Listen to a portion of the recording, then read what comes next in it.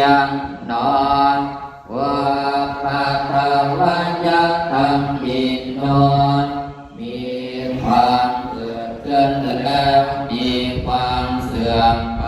เป็นธรรมดาอุปาจิตตวานิโร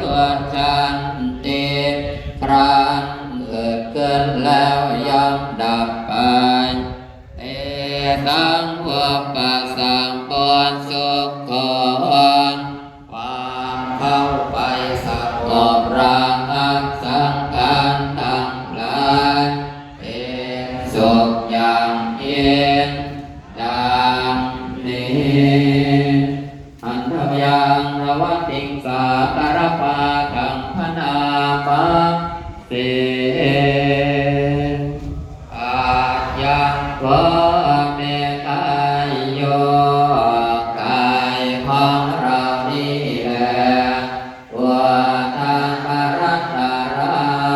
เมืองควรแต่เพื่อนเขาขึ้นมาอาโตเจสามัตถกาเบื้องต่ำแต่กายพ้นลงไปตา